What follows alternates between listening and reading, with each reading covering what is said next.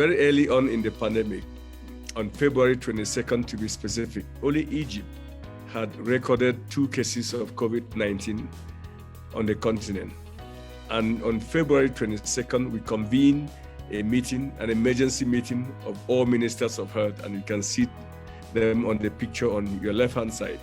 And clearly, the outcome of that meeting was that we agreed that we needed to have an African joint continental strategy to fight the outbreak. At that time, it was an outbreak. But we saw what was going on in India, in Europe, and we said Africa would not be spared. And it was a matter of time before the continent was hit by this pandemic. These are some of the questions that usually would be left open when we deal.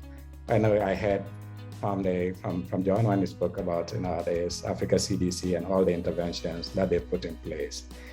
The other thing is how they view the lockdowns and how their governments have handled the pandemic itself.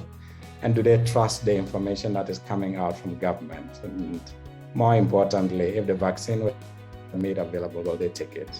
I think these questions are important because when you see all the massive investments that is going into the health pandemic and all the interventions, sometimes if these questions are not addressed, you may have gaps that you may not know, and then we end up rolling out programs that end up not being received the way that we had hoped, because we think what we are doing is good for the people, but we also need to always hear from the people what they say, how they feel about all of these things. We need an Africa CDC that earns the right to be heard.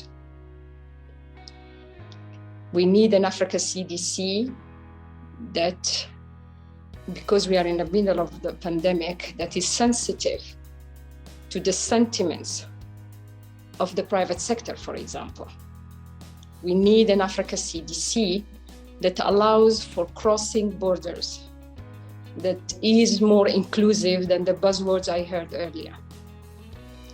We have engaged them, and we couldn't get them to accept basic things. So we went completely independent.